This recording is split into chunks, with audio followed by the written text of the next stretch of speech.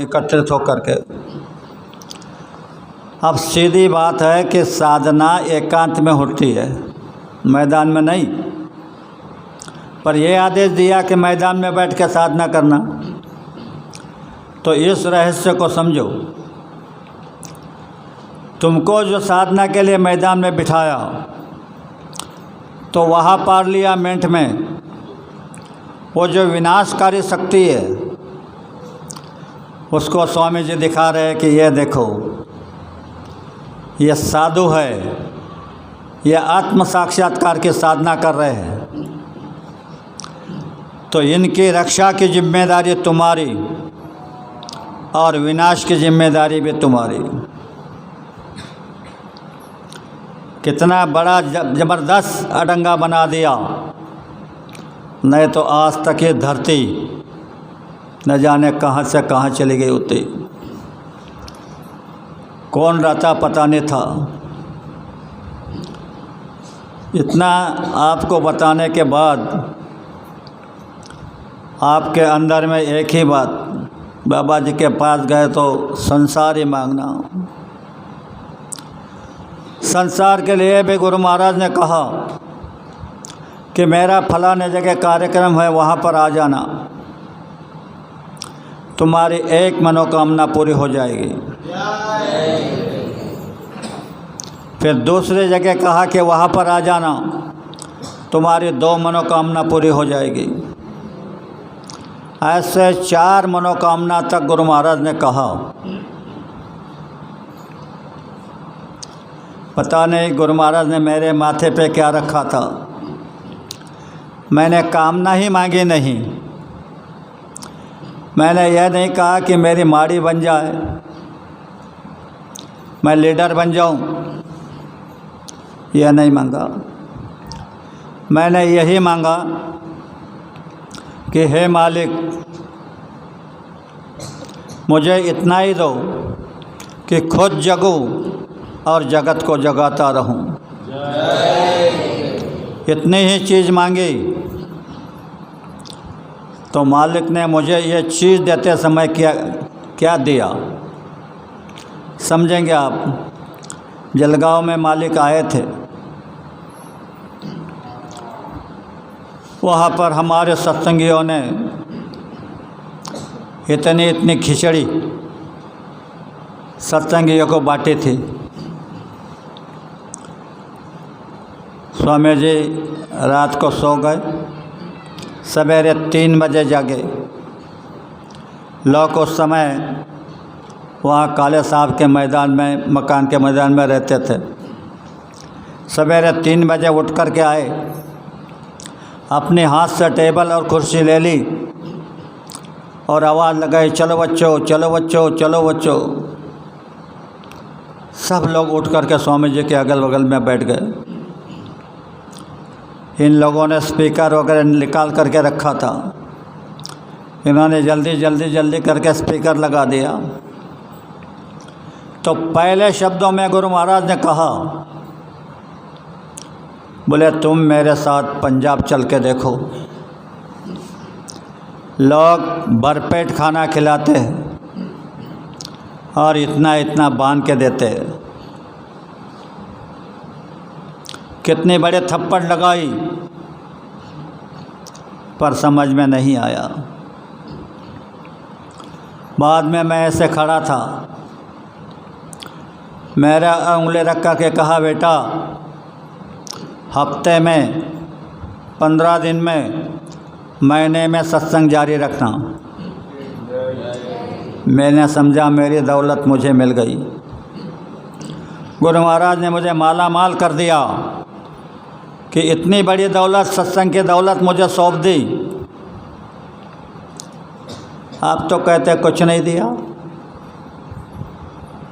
तो जो दिया जाता है उसे संभाल लेना चाहिए। तो उस दिन से मैं यह सत्संग का कार्यक्रम कर रहा हूँ। सब जगह रख कर के भाइयों को, बहनों को समझा रहा हूँ। इसमें दूसरी शिकायत खड़ी हो गई। प्रकृति ने अपना कार्य शुरू कर दिया। अतिवृष्टि, अनावृष्टि, भूचाल, सुमानी लाटाएँ, बीमारी का कहर, एक्सीडेंट,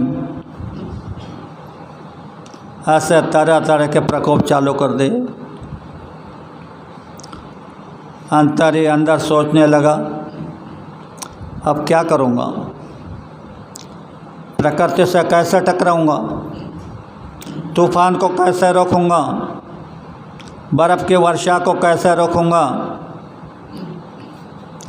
दिल धड़ धड़ धड़ धड़ कर रहा था कि क्या रास्ता बताऊँ, सत्संग में क्या सुनाऊँ।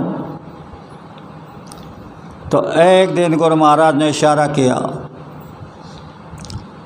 बहनों को अपना नारी धर्म पढ़ा लो। मेरी आँख खाड़ कर खुट गई और लगभग आज मैं 4-5 साल से नारी धर्म जगाने का प्रयास कर रहा हूँ। बहनों को समझा रहा हूँ कि तुम पतिव्रता धर्म की पालना करो। पतिव्रता धर्म की पालना करने से और पतिव्रता बनने से क्या करना पड़ेगा, तो आपको कोई मंत्र का जाप नहीं करना पड़ेगा, कोई अनुष्ठान नहीं लगाना पड़ेगा, कोई एक पैर पे खड़ा नहीं होना पड़ेगा। शास्त्रों में लिखा है, मेरे जेब से नहीं, कि पति सेवा करे चित लाई तो पतिव्रता कहलाई। तो बहनों, अगर आप अपने पति की सेवा तन मन लगा करके करोगे, उनके आदेश का पालन करोगे, भूल कर भी उनसे झगड़ा नहीं करोगे, तो तुम कहोगे क्या होगा इससे। तो ध्यान से सुनो, तुमने अगर इन 3 चीज़ों की पालना कर ली तो जहाँ सत्संग होता है वहाँ स्वामी जी हाजिर होते कि उनके साक्ष्य में मैं बता रहा हूँ, बकवास नहीं कर रहा हूँ। तुमने ये 3 चीज़ों की पालना कर ली तो देखा इधर से तूफान आ रहा है तो लेना अपने हाथ में जल और कहना कि हे बाबा जय गुरुदेव जी महाराज, मैं आपके आदेश का पालन कर रही हूँ। तूफान किनारे से निकल जाए, तूफान किनारे से नहीं निकल जाएगा तो बाबा जी को बाबा जी मत कहना। तो ये तो कितने दिन से कह रहा हूँ, पर पता नहीं बहनें करती है क्या ना कहती है, लेकिन थोड़ा अनुभव हो रहा है कि आज 2 साल से देख रहा हूँ। बारिश शुरू होने से पहले सागर में तूफान आ रहा है, भयानक तूफान आ रहा है। तूफान ज़मीन पर आने लगता है तो पता नहीं कि हमारे बहनें साधना ये नियम का पालन कर रही है, क्या कर रही है। तो तूफान घूम के पानी में चला जाते हैं, फिर से सागर में चला जा रहा है। तो मुझे विश्वास हो रहा है कि हमारी कुछ बहनें आदेश का पालन कर रही है। अभी भाइयों को गुरु महाराज ने संदेश दिया है, कोई भी भाई अपनी पत्नी को लक्ष्मी समझे, यह मत समझना कि यह भोग की वस्तु है। भूल कर भी उनसे गाली गलौज ना करे।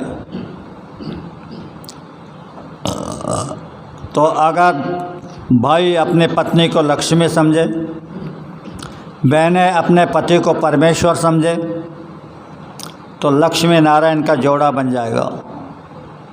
फिर तुम जो ये कर रहे हो, झूठ, फरेब, बेईमानी, रिश्वत, कतलाम, यह करने की ज़रूरत नहीं पड़ेगी। तुम्हें लगने वाली चीज़ें अगर कुदरत तुम्हारे घर में नहीं डाल देंगे तो बाबा जी को बाबा जी मत कहना। कोई ज़रूरत नहीं पड़ेगी हाथ फैलाने की, लेकिन कानून का पालन करो। कानून इधर के भी है, कानून उधर के भी है, पर कहाँ इतना ही समझते आते रोते, अन्ना मैं कभी चोरी नहीं करता, बेईमानी नहीं करता, लेकिन मेरे साथ ऐसा क्यों हुआ? मेरा एक ही बेटा था, मर गया। अब उसको क्या बताए? फिर भी समझाया जाता है कि भाई इस धरती के ऊपर किसी की आलोचना मत करना। बाबा जी ने 3 बातें बताई थी, कम खाओ, गम खाओ, किसी की आलोचना मत करो। तो बोले कम खाने से तुम्हारा शरीर तंदुरुस्त रहेगा, गम खाने से झगड़ा नहीं होगा, मुकदमा नहीं चलेगा, और किसी की आलोचना करने से वो जो गंदे कर्म करता है वो तुम्हारे माथे आ जाते हैं। इसलिए शास्त्रों में लिखा है कि को करे कर्म और को पावे फल। कर्म करेगा ओ, और उसकी निंदा आलोचना करने से तुम्हारे माथे आ जाएगा। आज हमारे भाई कम खाते हैं, गम खाते हैं, लेकिन निंदा करे बगैर नहीं रहते। चौराहे में शाम को बैठते, कहते हैं उसने ये नहीं करना चाहिए था, उसने वो नहीं करना चाहिए था, पूरे गांव की आलोचना कर लेते हैं। थोड़ा समय बच जाता है तो दिल्ली पहुंच जाते। क्या मिलता है? बोझा, कर्मों का बोझा। तो आज के दिन मैं आपसे प्रार्थना करूंगा, आपके चरणों में वंदन करूंगा कि आप कभी भी किसी की आलोचना मत करना। आलोचना से बच गए तो समझ लेना तुम्हारा आधा संसार सुखी हो गया। तो ऐसी कुछ बातें होती है जिसको आप ध्यान से सुनोगे। अपने अध्यात्म की बहुत बड़ी बड़ी बातें हैं। मैं देख रहा हूँ, मैंने तो वो बातों को बताना भी बंद कर दिया, क्योंकि क्या बताऊँ, समय इनके माथे पर ऐसा है कि पल में क्या होगा इसका भरोसा नहीं। तो यह कहाँ से अध्यात्म करेंगे, कहाँ से साधना करेंगे, क्या करेंगे? तो गुरु महाराज ने आपको इतने खुलेआम बांटा है, पर तुम्हारे पल्लो नहीं आया। निमसारण का कार्यक्रम था। इस कार्यक्रम में कुछ 2-3 महीने पहले हम लोगों को आदेश दिया सत्संगियों को कि तुम जगह जगह ऐसे पोस्टर लगाओ कि 88,000 ऋषियों का तपस्या का फल केवल 10 दिन में बाबा जय गुरुदेव द्वारा प्राप्त करे। हमने चारों तरफ, हमारे भाइयों ने चारों तरफ पूरे हिंदुस्तान के अंदर में, हिंदुस्तान छोड़कर भी और देशों में भी पोस्टर लगवा दिए। और जब वो कार्यक्रम आया तब वहाँ पर लोग पहुँचे। मेरा दुर्भाग्य था, मैं पहुँच नहीं पाया, पर हमारे गांव के कुछ सत्संगी भाई गए थे। टहलते टहलते गोमती नदी के किनारे उन्होंने एक महात्मा को देखा, ऐसे झोला लगाया था और उस पर ऐसे हाथ रखे थे और एक पैर उल्टा बांध लिया था, यानी एक पैर पे खड़ा था। पैर इतना मोटा हो गया था, मवाद निकल रहा था, मक्खियाँ भन भन कर रही थी। इन्होंने देखा, महात्मा को प्रणाम किया, पूछा कि महाराज आप कितने साल से खड़े हैं? कहा कि 9 साल हो गए। बोले कितने साल खड़े रहोगे?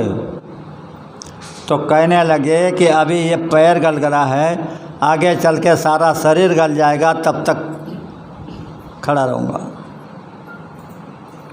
तो तीसरा सवाल पैदा हो गया। इन्होंने पूछा, बोले महाराज इतनी तकलीफ़ उठा करके आप क्या पाना चाहते हो? तो महात्मा की आंखें बड़बड़ाने लगी, आंसुओं की धारें चलने लगी। उस महात्मा ने कहा, भाइयों बहनों ध्यान से सुन लो, क्या पूछते हो?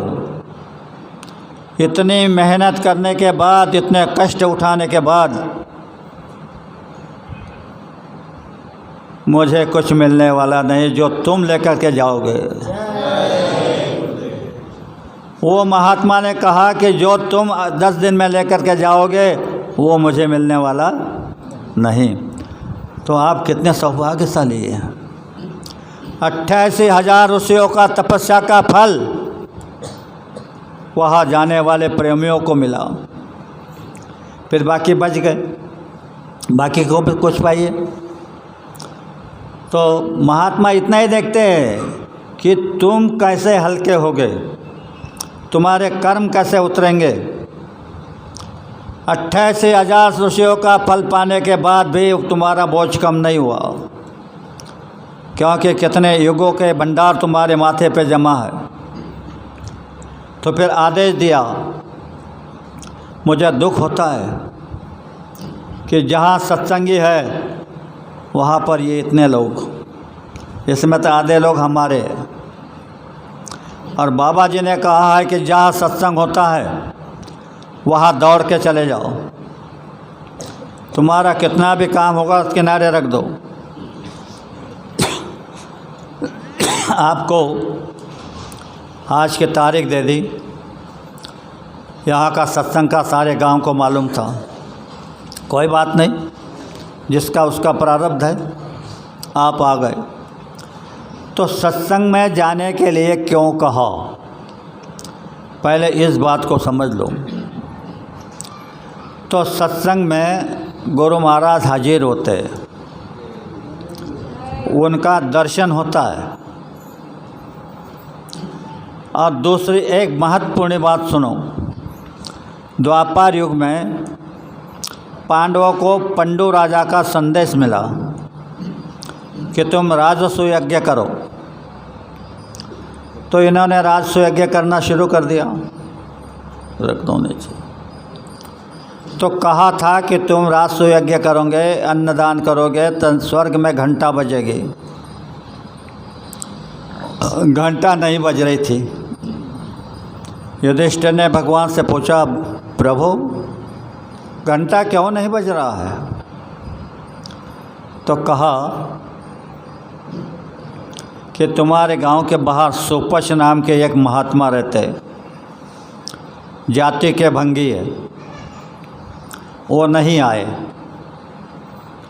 वो आ गए, उन्होंने खाना खा लिया तो घंटा बज जाएगा।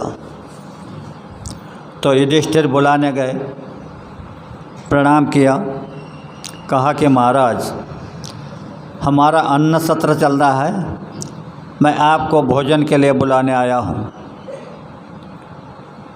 तो सुपच ने कहा, मुझे 101 यज्ञ का फल चाहिए, तब मैं आऊँगा। युधिष्ठिर कहने लगा, हम तो ये पहला यज्ञ कर रहे हैं, तो तुमको 101 यज्ञ का फल कहाँ से लाएंगे? तो मैं नहीं आऊँगा, ना कह दिया। फिर भीम गए, नकुल गए, सहदेव गए, अर्जुन गए, वही सवाल। तो बाद में बहना तुम सुनो ध्यान से, द्रौपदी कहने लगी कि भगवान मैं जाऊं? तो युधिष्ठिर कहने लगे, अरे हम सब जाकर के आए, हमारी बात को नहीं माना तो तुम्हारी बात को क्या मानेंगे? तो द्रौपदी क्या बता रही है, अगर भगवान तुम्हारी आदेश होगा तो मैं जाती। तो कृष्ण भगवान ने कहा, अगर तुम हठी पकड़ रही हो तो जाओ। और जब वहाँ पर गए, सुपच को कहा कि महाराज, प्रणाम करके कहा, महाराज हमारा अन्न सत्र चल रहा है, तो मैं निमंत्रण देने आई हूँ, तो भोजन को चलो। द्रौपदी को भी वही जवाब। कि मुझे 101 यज्ञ का फल चाहिए। द्रौपदी हाथ जोड़ के खड़ी हो गई, कहने लगे कि महाराज, आप जैसे महात्माओं ने कहा है कि संत दरस को जाइए तज ममता अभिमान, जो जो कदम आगे बढ़े कोटि यज्ञ समान। तो बोले संत के दरस को अगर तुम ममता और अभिमान को छोड़ करके जाओगे तो तुम्हारा एक कदम गिरेगा तो 1 करोड़ यज्ञ का फल मिलेगा। तो बोले महाराज, मैं कितने कदम चल के आई हूँ। तो उनमें से एक निकाल लो और चलो। तो सुपच को जाना पड़ा। तो तुम कितनी बार सत्संग में जाते हो? यहाँ नहीं, बाहर भी जाते हैं, इधर जाते हैं, उधर जाते हैं। तो कहाँ जाता है तुम्हारा फल? 1 कदम पे 101 यज्ञ का फल है, तो तुम्हारे ये फल कहाँ जा रहे हैं? काम अधूरा है। आपको बताए दूँ, यह बल्ब जल रहा है, इसके 2 वायर हैं। ये दोनों वायरों की सर्किट पूरी होगी तो बल्ब जलेगा, उसको काट दिया तो बल्ब बंद हो जाएगा। उसी तरह आप सत्संग में आते हो, वो तो ममता माया तो साथ ही रहती है तुम्हारी, वो जाती नहीं किधर। पर इतना भी नहीं करते कि जब आते हैं तब गुरु का दर्शन खाली हाथ कर लेते हैं, चले जाते हैं। कहाँ तुम्हारी सर्किट पूरी हो रही? कहाँ तुम्हारे अंदर का बल जलेगा? मैं कई बार समझा रहा हूँ कि गुरु का और राजा का दर्शन खाली हाथ नहीं किया जाता है, कुछ ना कुछ आपको मिल जाता है। तो बात समझ में नहीं आ रही है, समय नज़दीक आ रहा है, पता नहीं किस समय में परिवर्तन हो जाएगा। और बाबा जी ने कहा कि परिवर्तन तो मैं पलक मारते कर दूंगा, लेकिन कौन रहेगा?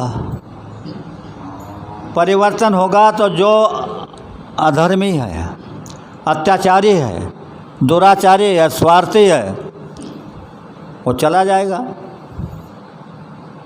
तो कौन बचेगा इस धरती पर? कहा कि कौन रहेगा इस धरती पर? आओ कोई बताओ रे। सिलग रहा है सारा संसार धधक कर, जाओ कोई बुझाओ रे। गगन मंडल में ज्वाला उफाड़े सागर सिलग रहा है, सिलग रही हवा, भूमि और अग्नि, जाओ कोई बुझाओ रे। चंदा, सूरज, नवगन तारा इस ज्वाला में खाक हुए। इतनी भयानक ज्वाला चल रही है। राम भी जल रहे, कृष्ण भी जल रहे, जाओ कोई बचाओ रे। ब्रह्मा, विष्णु, रुद्र और माया का है था यहाँ, ज्ञान ध्यान की गठरी सिल गई, जाओ कोई अजमाओ रे। जिस ब्रह्मा का, विष्णु का, महाश का पूजा कर रहे हो, वो तो माया का ठिकाना नहीं तो उनका क्या ठिकाना है? इतना भयानक समय है। इस समय को सिर्फ महात्मा जानते हैं, बाकी कोई नहीं जानता। तो मैं आपसे प्रार्थना करता हूँ कि आप संत वचनों पर चलो, वरना हमारे भाई जो आवाज़ लगा रहे हैं कि बचना चाहते हैं तो अभी समय है बचना। हाँ, अभी समय है तो बच जाओ, यानी शाकाहारी हो जाओ। फिर बाद में कोई मत कहना कि हमको बचाओ। बचाने का वक्त नहीं रहेगा, समय निकल जाएगा। तो आज हम लोग ये सोचो, ये हमारे साथ जो चल रहे हैं, क्या इनको संसार नहीं? यह समय खेती के काम का है, ये सबको छोड़ करके निकल आते हैं। हफ्ते में 1 दिन दे रहे हैं, तो क्या होता है मालूम है?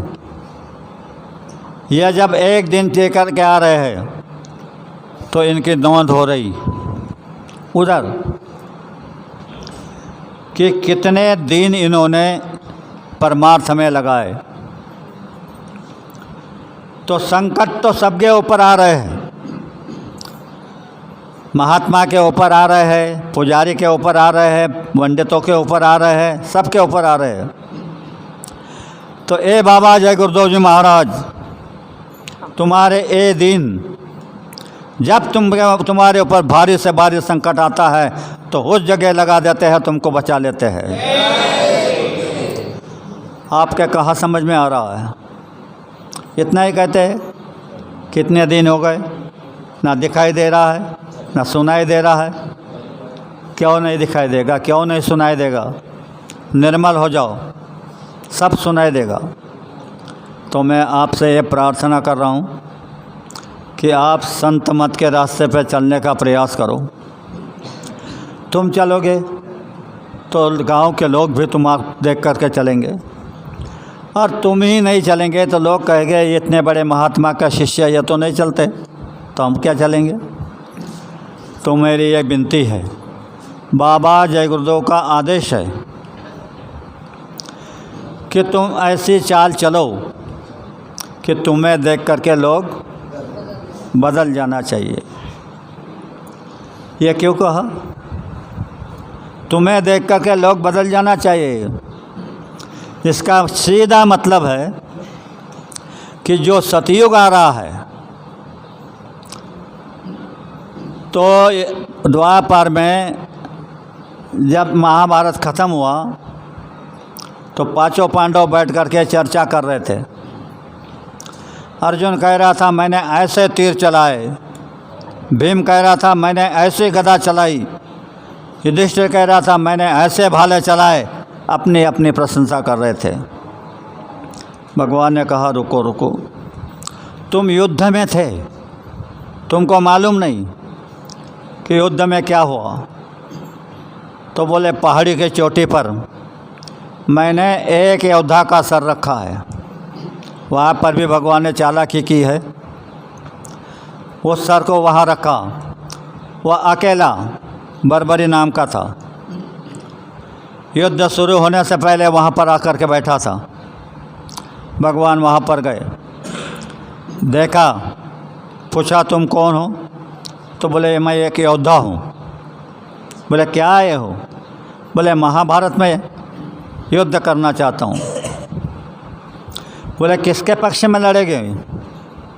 तो उसने कहा कि हारने वाले के पक्ष में लड़ूंगा। अरे बोले तुम्हारे तुनेन में तो 3 ही बाण हैं, तो तुम इतने महाभारत में क्या युद्ध करोगे? तो उसने कहा भगवान मेरे 3 बाण नहीं, मेरा 1 बाण पर्याप्त है। तो बोले कैसे? तो वह इमली के पेड़ के नीचे बैठे थे। उसने तीर निकाला और छोड़ा। उसको कहा कि इमली के सारे पत्तों को छेद करके आओ, नीचे पड़े हुए पत्तों को भी छेद कर देना। भगवान ने एक पत्ते पे पैर रख दिया, एक पत्ता हाथ में पकड़ लिया, तो सारे पेड़ के पत्तों को छेद करके जब बाण पैर की तरफ जाने लगा, तब बर्बरी कहने लगे भगवान पैर हटा लो वरना पैर में छेद हो जाएगा। पैर हटा लिया। फिर मुट्ठी तरफ जाने लगा, भगवान मुट्ठी खोल दो वरना मुट्ठी में छेद हो जाएगा। खोल दिया। तो भगवान सोचने लगे इतना बड़ा योद्धा। तो कहने लगे भाई अरे तुम बहुत योद्धा हो, लेकिन हमारे सेना में एक योद्धा है, वो बड़ा दानशूर है, कोई जो मांगे तो दे देता है। बोले बोलो क्या चाहिए? बर्बर कहने लगा कि क्या चाहिए? तो भगवान ने कहा मुझे तुम्हारा सर दे दो, क्योंकि भगवान जानते थे कि हारने वाले कौरव है और ये कौरव की ओर से युद्ध करेगा तो पांडवों की जीत होना असंभव है। तो उसका सर मांग लिया। तो उसने कहा भगवान मैं सर देता हूँ, लेकिन मैं महाभारत देखना चाहता हूँ। तो वो सर पहाड़ी के चोटी पर रखा था। वहाँ पांडवों को लेकर के गए और उसको पूछा कि बर्बरी तुमने महाभारत देखा? बोले हाँ भगवान। बोले क्या देखा? तो बोले सुदर्शन चल रहा था और सर उड़ रहे थे। और बोले ये अर्जुन, ये भीम, ये युधिष्ठिर, नकुल, सहदेव ये क्या कर रहे थे? बोले महाराज ये तो खड़े थे। तब पांचों पांडव चकित हो गए। काम सुदर्शन ने किया, श्रेय अर्जुन को दे दिया। उसी तरह बाबा जय गुरुदेव जी महाराज बता रहे हैं, तुमने मेरी बात को मान लिया, मेरे आदेश पे चले तो यह परिवर्तन का श्रेय मैं तुमको दे दूंगा। कितनी बड़ी देन है, कितना बड़ा आशीर्वाद है। तो भाइयों और बहनों, कुछ बातों को समझने का प्रयास करो। मैं आपसे यही विनती करूंगा, आज के दिन मैं तो कोई आध्यात्मिक बात नहीं बताई, छोटी छोटी बातें बताई। जिन बातों को आपने समझ लिया तो फिर मुझे बुलाना और यहाँ पर सत्संग रखना।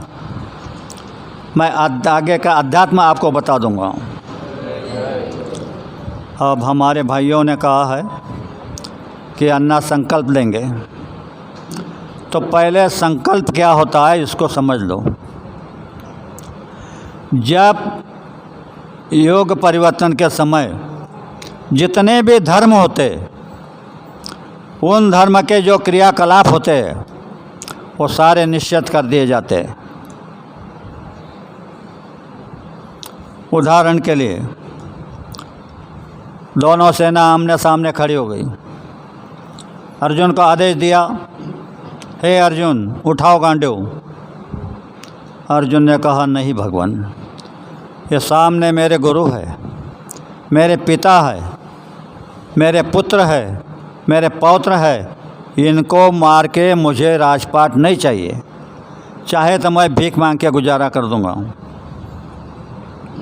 तब भगवान बड़े करुण स्वर में समझाने लगे कि हे कुंती, हे धनुर्धर, हे अर्जुन, तुम मेरी बात को मानो। और कहा कि हे अर्जुन, सर्वधर्म परित्यज्य माम त्वम एकम शरणम गच्छामि। सारे धर्मों के नियम मुझको समर्पित कर दे और तू एक को शरण चला जाओ। आज भी हमारे देश के महात्माओं ने कहा है कि योग, याग, विधि येनेनो है वायाची उपाधि। ये करने से अभी तुमको कुछ मिलने वाला। अगर तुमको पूजा करनी है, तुमको भक्ति करनी है, तो कलयुग में एक ही भक्ति है, गुरु आदेश का पालन। तो द्वापर युग में राम रावण का युद्ध हो रहा था। मेघनाथ अलग जाकर के हवन करने बैठ गए, उनको विजयी रथ बाहर निकालना था। विभीषण ने आकर के राम को सूचना दे दी कि मेघनाथ हवन कर रहा है, अगर विजयी रथ बाहर आ गया तो दोबारा जन्म लेना पड़ेगा, इस जन्म में तुम लंका जीत नहीं सकते। राम ने लक्ष्मण की तरफ, हनुमान की तरफ देखा, ये सेना लेकर के गए, हवन का विध्वंस कर दिया, पत्थर डाल दिए, पेड़ डाल दिए, सब फेंक दिया। 33 कोटि देवता को जीतने वाला इंद्रजीत, जब उसका इतना बड़ा नुकसान हुआ तो वह कितने क्रोध में उठा होगा। अगणित बाण चलने लगे। लक्ष्मण अपने दिव्यास्त्र का उपयोग कर रहे थे, सारे फैल जा रहे थे। आखिर में इंद्रजीत अनावर होने लगा तो लक्ष्मण ने देखा अब इंद्रजीत अनावर हो रहा है, तो उसने वही तुनीर से बाण निकाला, उसी चाप पर चढ़ाया और संकल्प किया, अगर राम एक वचनी, एक पत्नी, मर्यादा पुरुषोत्तम है, माँ सीता पतिव्रता है, हनुमान ब्रह्मचारी है, मैं 14 वर्ष निराहार हूँ, यह बात अगर सत्य है तो इसी बाण में इंद्रजित का सर धड़ से अलग हो जाए। तीर चला दिया, इंद्रजित का सर कट गया। तो आप ये कहोगे ये तो त्रेता युग की बात है, अब तो कलयुग चल रहा है। तो आज की भी बात बताता हूँ। यहाँ पर कुछ हमारे सत्संगी बैठे, इनको साथ लेकर के 13 गाड़ी लेकर के मैं मध्य प्रदेश उत्तर प्रदेश के दौरे को निकला था। भंडारे की गाड़ी हमारे साथ थी। खुराई में थे, जबलपुर से हमारे सत्संगी भाई का फ़ोन आया, हमको एक कार्यक्रम दे दो। मैंने कहा मैं आ रहा हूँ शाम तक। गाड़ियाँ निकाली, काफ़ी रास्ता लंबा था। रात के 8 बजे पहुँचा। हाई फाई कॉलोनी थी, कुर्सियाँ लगा के रखी थी, स्टेज बना के रखा था। हम 8:30 बजे पहुँचे। भंडारियों ने देखा कि जल्दी खाना बन जाना चाहिए, तो 2 सिलेंडर लगा दिए। मैंने लड़की हमारे साथ रहती है अर्चना, उसको कहा 2 प्रार्थना गा दो। तो एक प्रार्थना गाई, समाप्त हुई, तब से एक सिलेंडर ने आग पकड़ ली। उसको बुझाने का प्रयास कर लिया तो दूसरा भी सिलेंडर जलने लगा। ज़रा गड़बड़ी होने लगे तो बगल में पड़ा हुआ 16 लीटर घोड़े तेल का डिब्बा पिघल गया, वो भी गिर गया तो वो भी जलने लगा। कॉलोनी के लोग भागने लगे, कहने लगे कि 2 सिलेंडर है, अगर फट गए तो कॉलोनी ख़त्म हो जाएगी। हमारे प्रेमी भोले भाले जय गुरुदेव बोल करके सिलेंडर की ओर जा रहे थे। मैंने दादा से कहा कि बाहर निकलना पड़ेगा। बाहर निकले, देखा तो भयानक दृश्य था। तो मैंने भी सब छोड़ दिया, नियम मंत्र तंत्र सब छोड़ दिए और संकल्प किया कि बाबा जय गुरुदेव से संकल्प किया कि हे बाबा जय गुरुदेव जी महाराज, ये लोग आपके आदेश से धर्म प्रचार को निकले हैं, ये अपने खर्चे से चल रहे हैं, इनको मान सम्मान प्रतिष्ठा की ज़रूरत नहीं है। अगर ये बात सत्य है तो ये आग अभी बुझ जाए। तो जैसे बटन दबाते हैं बल्ब बुझ जाता है, ऐसी आग बुझ गई। आप भी कर सकते हैं, निर्मल हो जाओ। इंसान के अंदर इतना बड़ा खजाना है, वो कुछ भी कर सकता है। तो ये होता है संकल्प। तो अभी हमारे प्रेमियों ने कहा कि मैं संकल्प दूंगा, तो ले लो संकल्प, मैं देता हूँ। पहले मैं बोलूँगा, बाद में आप बोलना। बोलो जय गुरुदेव। हे गुरुवर, हम सबको सच बुद्धि दो, सच बोलने का ज्ञान दो, सत स्वरूप का अभ्यास दो, सत कर्तव्य करने की शक्ति दो। हे भगवान, हमारे अंदर जो कुछ कमी नजर आती है, उसमें हमारा ध्यान लगाकर उसे पूर्ण करने का साहस दो। हे बाबा जय गुरुदेव जी महाराज, हम कलयुग के अज्ञान जीव है, ना धर्म जानते हैं, ना कर्म जानते हैं। जाने अनजाने हमसे जो गलतियां हो गई, उसे माफ़ कर देना। हे विश्व धर्म को नियमन करने वाले परमात्मा, हम तुझको स्मर के प्रतिज्ञा करते हैं, आज से हम मांसाहार नहीं करेंगे, नशीली चीज़ों का सेवन नहीं करेंगे। अंत समय में तुझ में समरस हो जाऊं, यही हमारा उद्देश्य है, यही हमारा ध्येय है। इसे पूर्ण करने हमें शक्ति दे, वरदान दे। शक्ति दे वरदान दे। जय गुरुदेव। प्रेमियों, जिन नए लोगों ने संकल्प लिया है वे सवेरे जब चारपाई से उठे तो एक माला जय गुरुदेव नाम की करें। महात्माओं के आदेश से मांस खाना बंद कर दे, शराब पीना, नशीली चीज़ों का सेवन करना बंद कर दे। शाम को जब चारपाई पर सोने जाए सब कार्य निपट करके तो फिर एक माला जय गुरुदेव नाम की कर ले। 2 माला 24 घंटों में। हमारे ये पुराने सत्संगी और हम खुद, हमको बाबा जी ने सवेरे 8 शाम को 8 माला का आदेश दिया है।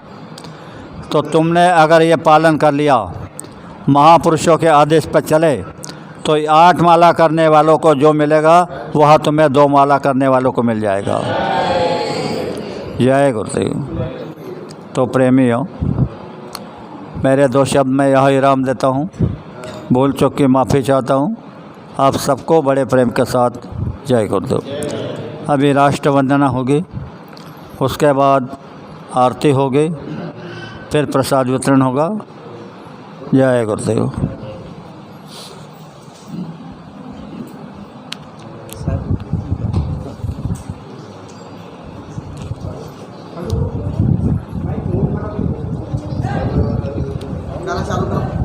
जय गुरुदेव। तन मन धन से सदा सुखी हो भारत देश हमारा। सभी धर्म और पंथ पक्ष को दिल से रहे प्यारा। विजयी हो, विजयी हो, विजयी हो भारत देश हमारा। निर्भय हो यह देश की माता, मंगल कीर्ति कराने। सत्यशील और निर्मल मन से वीरों को उपजाने। सद्गुणी हो यह देश की जनता, जीवन सुख सजवाने। रंग कराव पंडित भिखारी, सबको सुख दिलवाने। विजयी हो, विजयी हो, विजयी हो भारत देश हमारा। स्पृश्य हटे यह सारा, देश कलंक मिटाने। सबके मन कर्तव्यशील हो, धन उद्योग बढ़ाने। सबका हो विश्वास प्रभु पर, अपनी शक्ति बढ़ाने। ब्रह्मचर्य अध्यात्म दैवी गुण, घर घर में प्रगटाने। सारा भारत रहे सिपाही, शत्रु को दशाने। टुकड़िया दास कहे स्फूर्ति हो, सबको भक्ति कराने। विजयी हो, विजयी हो, विजयी हो भारत देश हमारा। तन मन धन से सदा सुखी हो भारत देश हमारा। भारत देश हमारा। जय गुरुदेव।